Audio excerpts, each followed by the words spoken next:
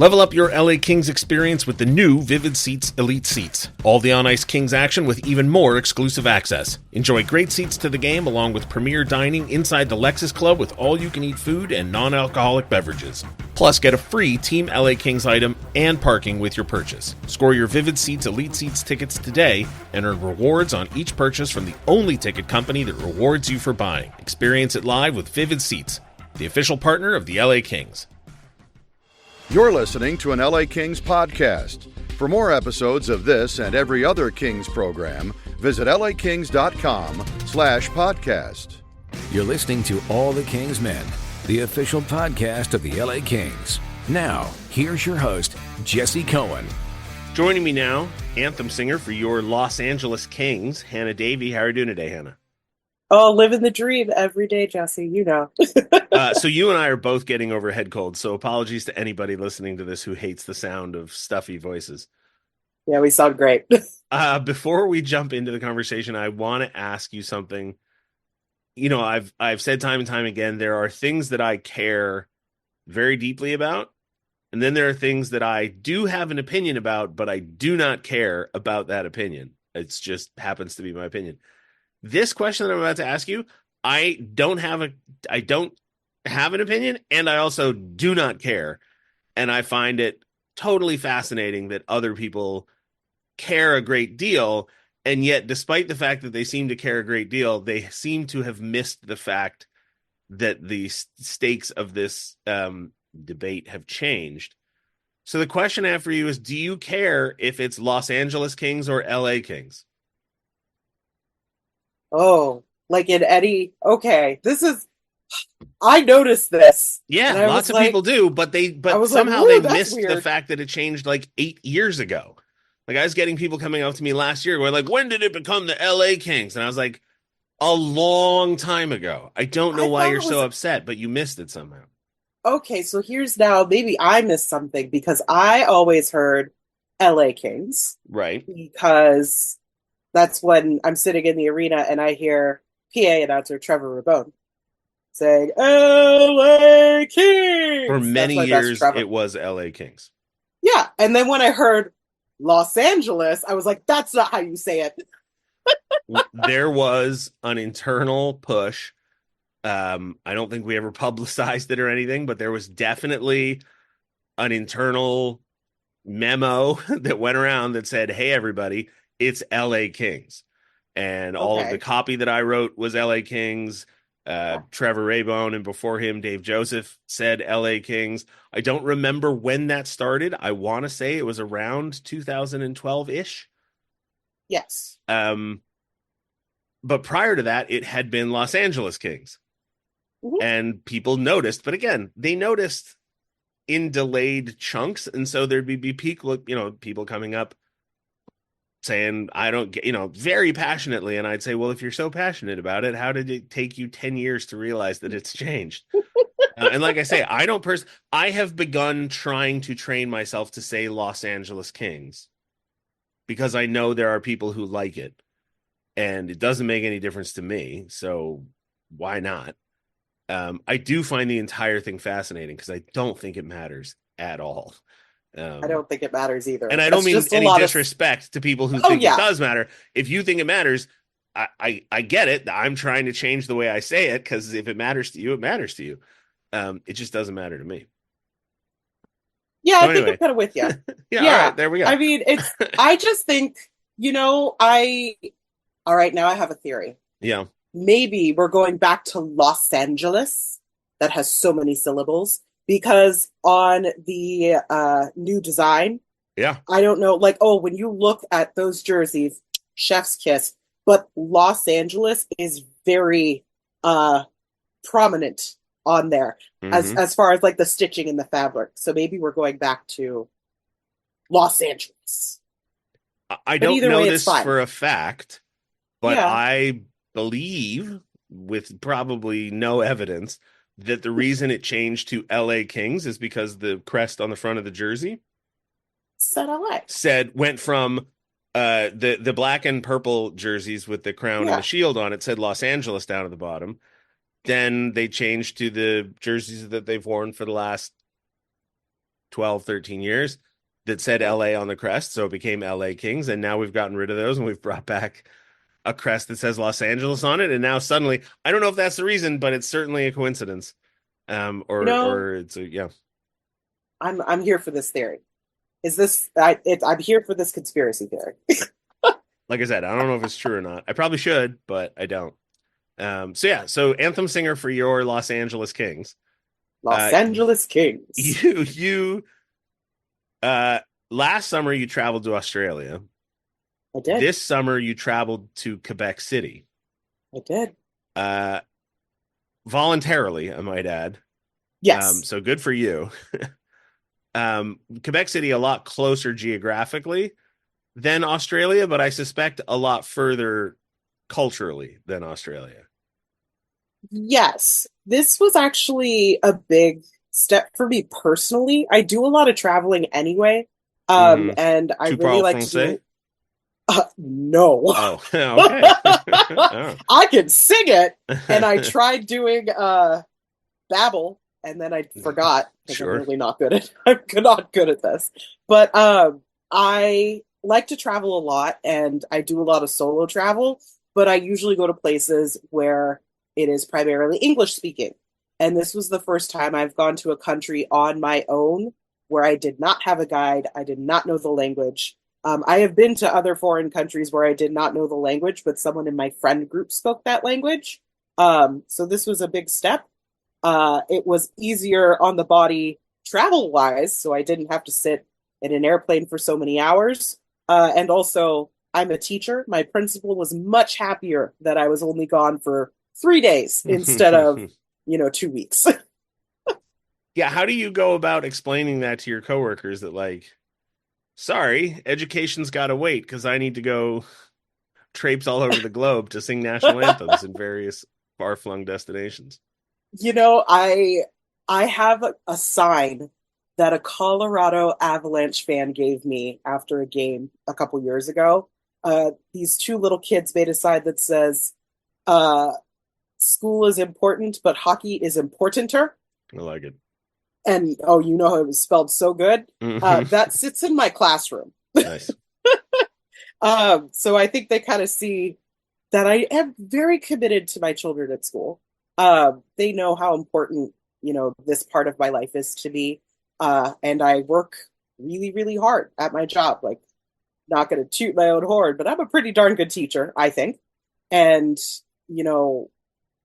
these opportunities actually, I think, make me a better teacher too. You need to be well-rounded. You need to be well-traveled. And what I bring back to the classroom culturally from these travels that I do, I think it's really important. I do work with a population of kids that may not get the same opportunities that I get to have. And anytime I go somewhere, I do try to bring stuff back for them as well. So it works out all around. When you're singing at Crypto.com Arena, do you have a stage manager assigned to you every game? I do. It's not the same person. Sure. Yeah, I do. When you go and sing in Australia or in Quebec City, how is it, I'm assuming you then get another stage manager assigned to you.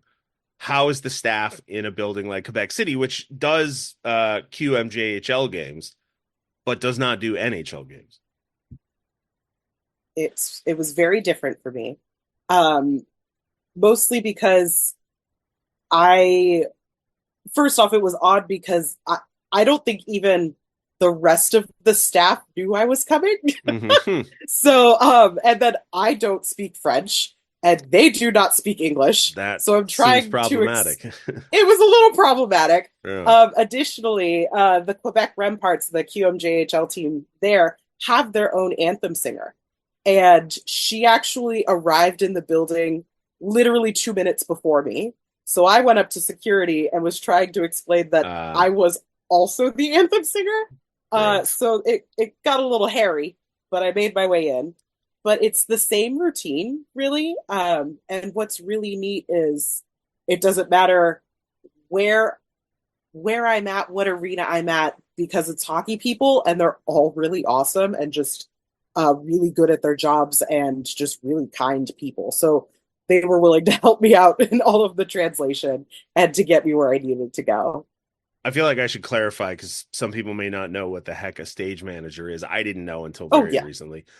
So when you go to a game at Crypto.com Arena or any arena, and you see Mikey and Kayla, and you see Hannah singing the anthem, and you see Anna Connolly doing intermission hits, any person in the arena who's doing non-hockey stuff that shows up on the Jumbotron that needs a microphone, needs to be amplified, needs coordination, every team has a stage manager, and that person basically is just responsible for running people around the building, making sure that the communication is right, that the timing is right, that they're where they need to be, when they need to be.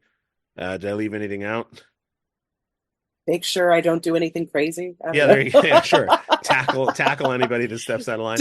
And there's probably like what, half a dozen teams on any given night. Stage manager and a couple PAs and maybe a cameraman here or there. And sound folks as well. Right. Yeah. Our sound team is awesome. Thanks for making me sound good, guys. So you're at both games in Quebec. Yes. Was there any disconnect from your experience as a fan watching the two games in Quebec and then coming home and watching the start of that 7-game road trip?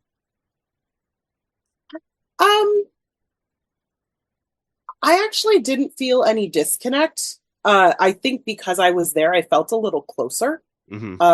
Just because I was physically closer. I really wished I could have gone on to Buffalo, but again, I have to teach. It actually got me more excited for the season. I got a taste of real NHL hockey in a big 18,000 seat arena. That arena is no joke, and just as big as Crypto.com Arena. So it felt like, all right, we're getting ready for hockey. 7-game road trip. So it made me a little stir crazy, to be honest. What's the city like? I mean, everything I've heard and seen about Quebec City makes it look like almost like what's the Epcot city? Like it looks like Little Europe in Canada. When I travel anywhere, I do a lot of research, and one of the things that I found was that a lot of different blogs would say it's like going to France without having to fly to France. Now, I've never been to France, but it definitely felt that way. The architecture is stunning. The hotel that I am blanking on because, yes, I am getting over a cold. It'll come to me in a second. But the hotel there is one of the, or if not the most photographed hotel in the world. It's the Chateau Frontenac. That's it. Is the most photographed hotel in the world. It is stunning. The Airbnb I stayed in, and I purposely stayed at an Airbnb because I wanted to be inside one of the older buildings in the city, was like living in the 1600s, but thankfully still had like working plumbing. Right. It was that's important. Like it was just the size of the rooms and the layout of the building itself and how the neighborhoods are put together. It was very romantic. But even as a solo traveler, like I loved it. And you could walk everywhere.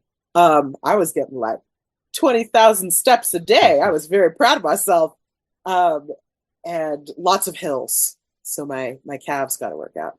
Yeah, I can do without the hills, frankly. The reason I ask about the disconnect is because that first game against Boston goes incredibly well. I think that was the game Byfield had a hat trick, if I'm not mistaken. Yes, it was. And then the season starts, and I don't know, maybe I was just too swayed by all the negative comments that I saw in the summer.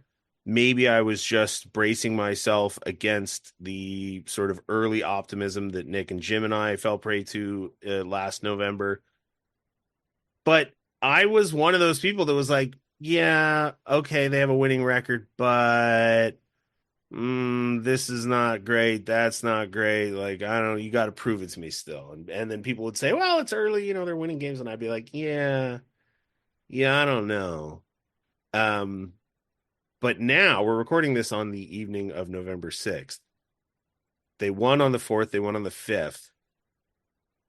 And so here's the thing. People say that I'm a negative person, and I've stopped fighting. You never. See, here's the thing. Ha ha ha. But I'm not. I know you're not, and I'm just I've just given up fighting it. But on the 5th, at the end of the Minnesota Wild game, I started digging into my old tweets to find one where I had said, "Hey, the Kings are good," which was like a bit. I remember that one. Yeah, and it's a bit because I did it every year for 5 or 6 years, and I got news for everybody. I was wrong every time I said. Well, maybe not every time I said it, but most of the time I said it, I was loud wrong. Like the 2018-19 Kings were not good, but I'm pretty sure you can dig up a tweet from me at some game they won where I'm like, this team is good. It's like, I want to be positive. I am a fan of this team. The inclination is to roll positive. It's not to roll negative.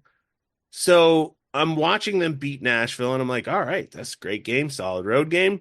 Nashville's, they are what they are, getting stronger, but still, And then they go into Minnesota, and in the back of my mind, I'm like, all right, just fine. As long as they play well, yes. I don't care the outcome. They lose this one, don't really care. End of the first period, they have 2 shots on goal, but they've really kept Minnesota from doing much of anything.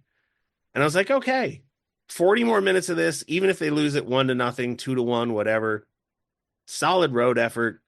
It's not whether you win or lose, it's whether you're winning or losing, as the old expression goes. And then they just bludgeon Minnesota the last 40 minutes of the game. And I'm left here looking at it going, I don't want a repeat of what happened last year, where Nick and Jim and I are like, this is the greatest Kings team in the history of the franchise. And then they lose whatever it was, 17 out of 23 or something. But I don't know, Hannah. They looked really good. Okay. So I'm going to even rewind a little further. All right. For my narrative, that I'm kind of with you at the beginning of the season. Even when I was interviewed, I was like, I am cautiously optimistic, which is code for I am scared. Yeah. I am scared. So I'm just going to let it roll and be happy that, I get to watch this team and I am in, the position that I'm in, and I can enjoy bringing art and hockey, my 2 passions, together. Then when the Drew Doughty injury happened, I was devastated. I was like, oh gosh, here we go. But was pretty happy with Quebec City. Very impressed with QB's hat trick. Then opening night, the hat trick from Kobe always makes your heart happy. But when we got to this Chicago game, where it really, we flubbed San Jose, did great in Vegas. I will let those last 2 Vegas goals go. Whatever. We still won. Yeah. My litmus test was really Chicago.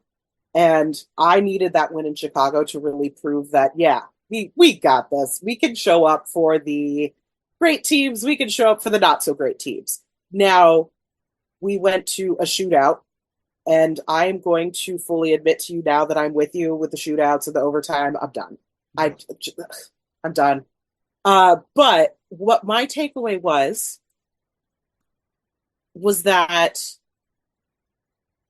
they played really well. They played really well. So I was okay.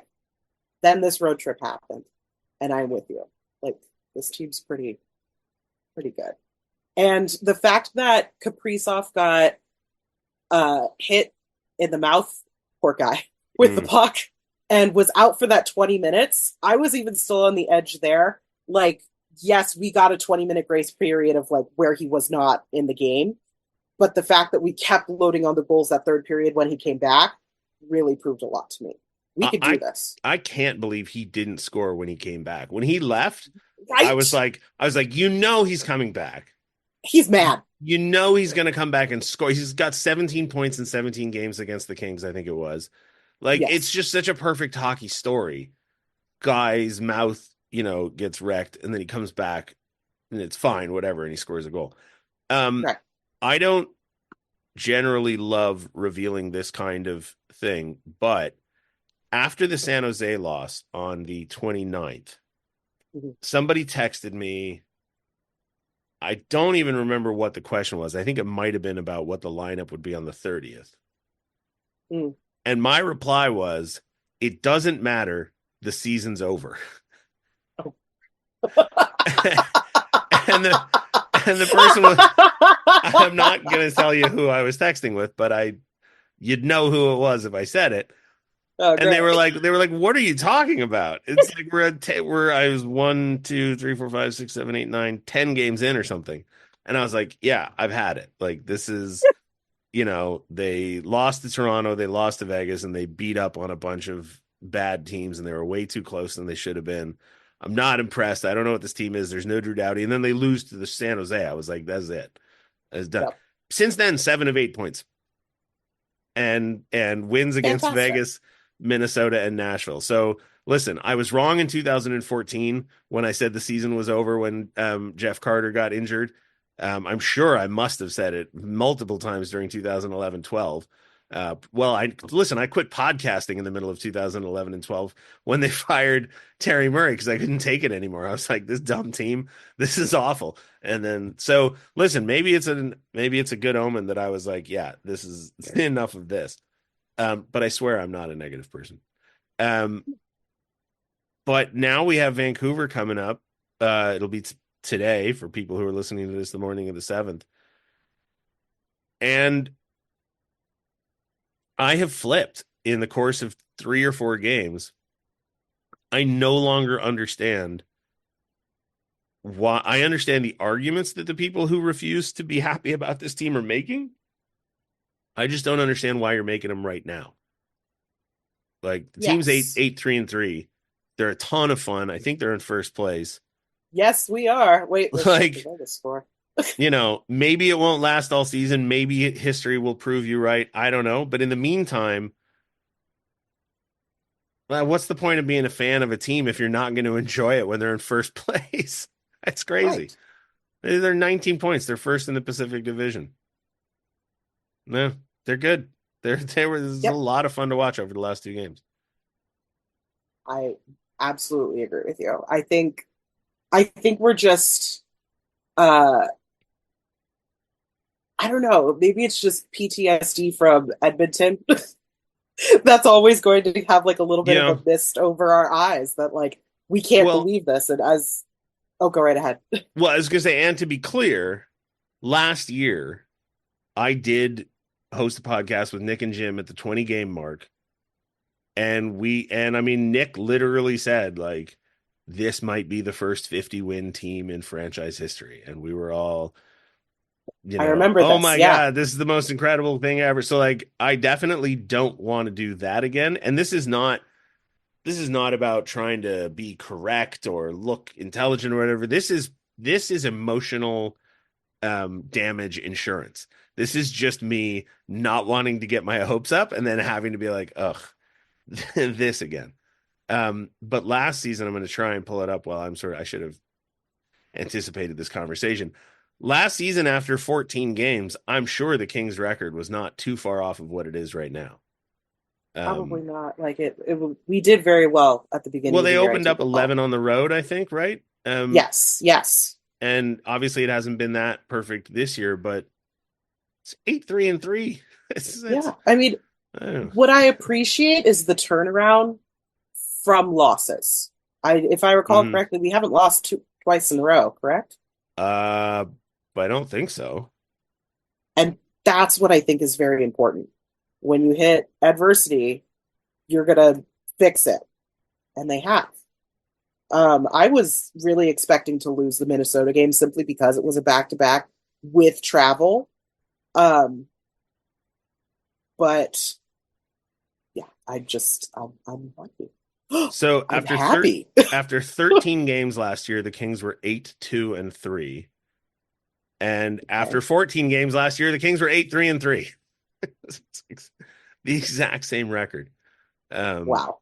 Now, the numbers were totally different. Their performance last year, the penalty kill was at 87.2 at this point.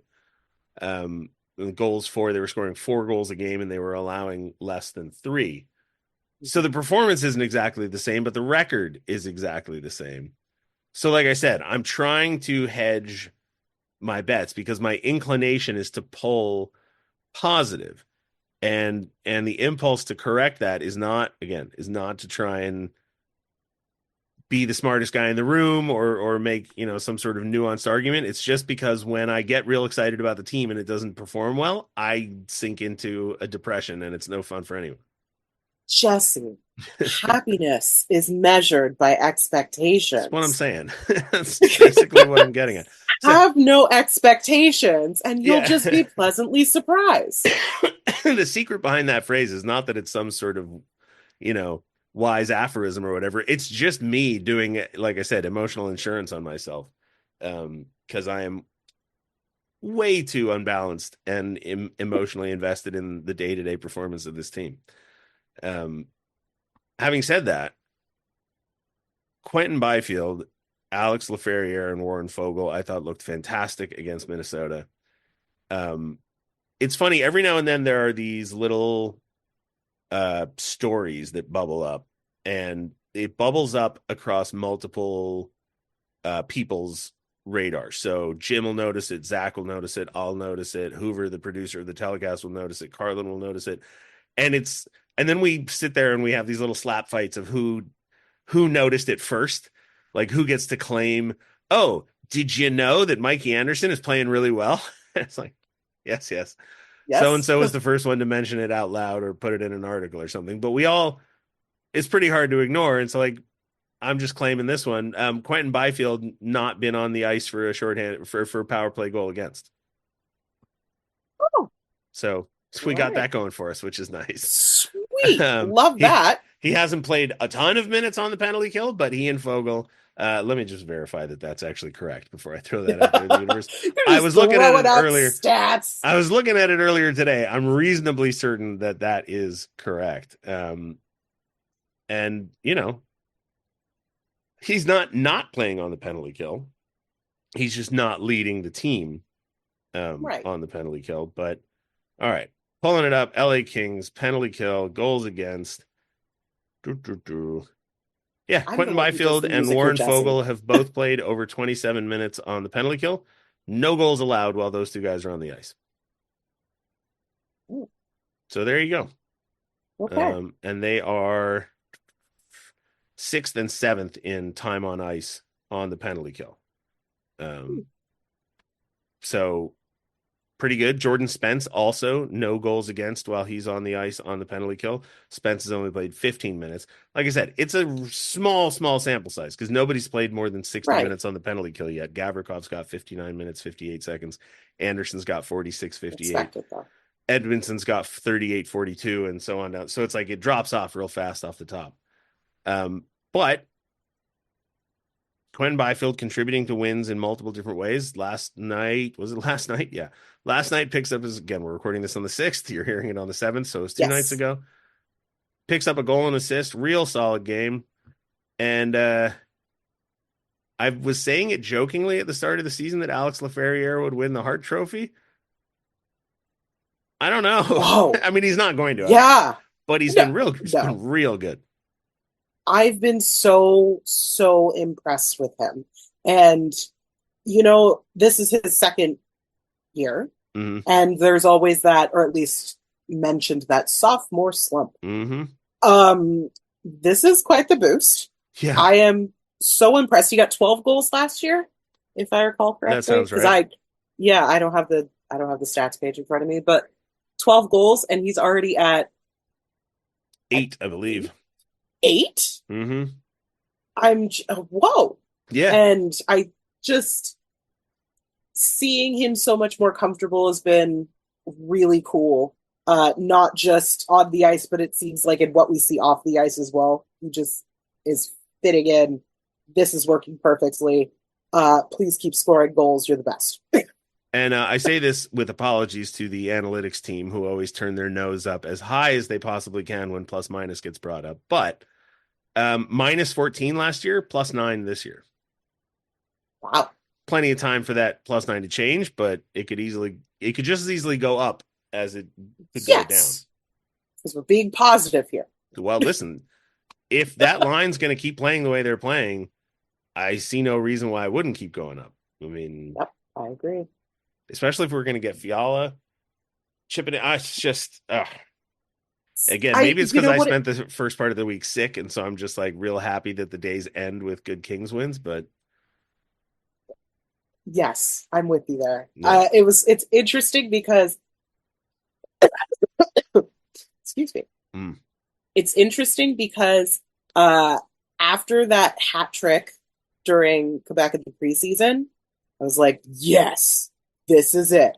This is QB's year. And when he's been snake bit for quite a while, I think not just for him, but for the fans as well, that like, okay, it's going to start now. And I'm hoping, sending good vibes to the hockey gods, that this really gets him going. And even after that first goal, he played harder. He was already giving that 100%. That was like 120% because he wanted another. And I think even after that, straight after that shift, he went back for another goal. Now, I can't, is it Gustafsson? Whatever. Other goalie, bad team, knocked the shot away, but he wanted that second goal. Mm-hmm. So make it happen, QB. I do want to share one cool thing that I learned about today that I am sort of embarrassed that I didn't know about already. So Trevor Lewis scores his 100th goal against Minnesota. Yes. And you can't always see who goes to the net to collect the milestone pucks. Yeah. In this case, the puck went in the net and then came out of the net, and then a Minnesota Wild player sort of knocked it off the side. If you watch the highlight, you can't really see anybody go for the puck to make sure that Trevor Lewis gets his 100th goal puck. Yeah. Then I'm on HF boards today reading the recap of last night's game, and I apologize to the poster. I don't remember who it was, but they pointed out that on NHL.com, if you go to the recaps of the games, if you scroll down the highlights so you can watch each goal, highlight goal by goal, NHL Edge stats, they have the tracker inside the puck. It'll show you not a replay on the video, but it'll show you like a map with the tracker of the puck. Hannah can see me moving my hands around, but nobody else can. I apologize. Yeah. But anyway, you can watch the puck move around the ice, and you can see the puck go in the net, leave the net, get knocked to the sidewall, and you can see Burrow's dot on the Edge stat tracker beeline over to where the puck is on the side of the wall. And it just cut off right as he gets there. So I'm assuming he went and got it. But it's just it's such a cool little detail that now you have this alternate way of watching highlights that'll give you a rare, odd little perspective. So sharp eyes on the HF Boards poster who caught that. Apologies. I forgot who it was. And shame on me for not knowing that this Edge Stats had started embedding those in the highlights, because it's pretty cool. Yeah, that's really neat. I'm going to have to take a look at that. But yeah. I do look for that as well. It's like, who got the puck? Please tell me somebody got the puck. I think it was Burrows. I don't know for a fact because it's not on the film, but based on the little NHL Edge dot replay, I can't imagine any other reason that while everybody else is celebrating below the goal line, he'd be off skating directly to where the puck is. So right. So there you go. Real quick question. What do you make of the little helmet routine they've got going on? I wish it was a bigger helmet, but I kind of love it. Yeah. I am not an F1 fan, so I wasn't quite sure what was going on. Sure. But I think it's cool. I'm not going to lie. I do get, as a fan, and especially a fan very invested in social media of other hockey teams, I do get jealous that they get rituals and they get a belt or like a sword or a hat or whatever. A fedora, so I think New York has done a few times. That's very fancy. Like, yeah. I'm very thankful that we got a glimpse into whoever put this together, I'm assuming it was Kempe and Anderson, because it was who. Well, watching the video, Jim Hiller Mhm. gave the floor to them. But like, I'm glad we have something that's ours. I just wish the helmet was bigger so they could wear a helmet, because I think Yeah, it'd and be for those funny. listening who don't have any idea what we're talking about, has it just been the last two games? Were they doing it before that? I've only seen it the last two games. I saw it. I thought this was the first time they've done it. Okay, that's what I thought. Yeah. Kemper getting it after the Nashville game was the first time I saw it. Yeah. And in fact, it caught me so off guard that I thought it was a clip from the last time Kemper was in LA, because I didn't recognize the locker room, and I was like, we don't do this. What is this? Right. Anyway, to the driver of the game, they give a little race car helmet, and I'm not trying to be dismissive. I just don't know the relevance, who the driver is. It's not arbitrary. It's very specific. Yeah. And so they have this helmet and they give it to the driver of the game, and it's very small. It doesn't fit on a human head. And then the player just wears it like a little beanie. It's very funny. But yeah, it's one of those things where it's like, has this been happening all season and I'm just now seeing it? So I'm glad to hear that you've just started seeing. So I'm not missing things. Yes. All right. Well, Hannah Davey, thank you so much for joining us tonight. Before I let you go, anything else you want to throw out there or touch on? I'm just glad that we're back at crypto. Oh, wait. Go ahead. Crypto renovations, thoughts? Okay. So I am admittedly a few podcasts behind. So I was just listening today to your interview with the gentleman who is in charge of the arena. And Armin.